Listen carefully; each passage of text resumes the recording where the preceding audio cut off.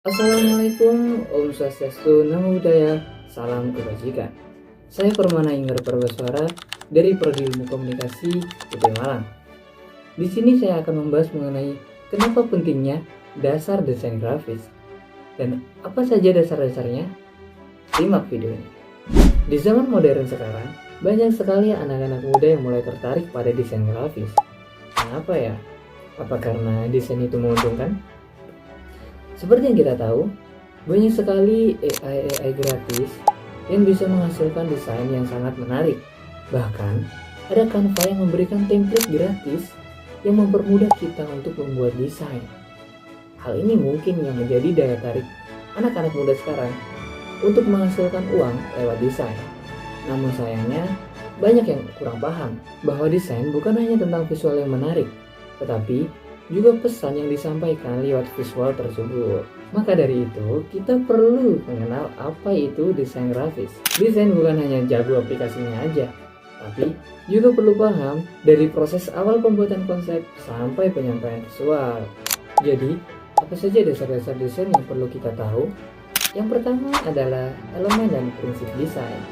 Sebelum kita buka aplikasi Canva atau aplikasi desain lainnya, kita perlu kenalan dulu nih sama yang namanya elemen atau prinsip-prinsip desain. Elemen itu meliputi seperti warna, bentuk, ruang, garis, tekstur, dan tipografi. Jika prinsip desain meliputi seperti kontras warna, keseimbangan tata letak, hierarki, dan kesatuan.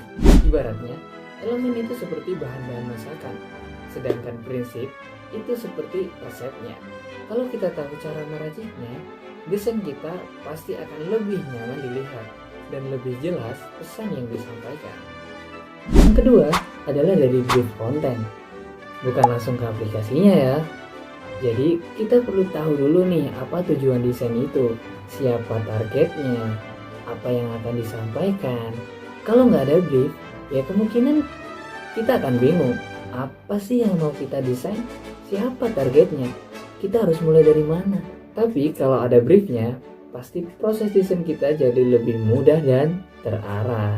Yang ketiga adalah sketsa konsep. Sebelum kita mulai desain ke digital, ada baiknya nih kita tuangkan dulu ide-ide kita ke dalam kertas, bebas, nggak harus rapi. Bikin sketsa dulu, konsepnya bagaimana, layoutnya yang rapi, atau kita cari-cari referensi dulu aja dari warna, dari tata letak, font, style. Jadi langkah ini bisa ngembangin ide-ide kreatif kalian. Jadi coba deh dituangkan dulu idenya di dalam secari kertas saja sebelum kita mulai desain ke aplikasi. Nah, yang terakhir, mulai deh desain pakai aplikasi yang kalian bisa, mau Canva, mau Photoshop.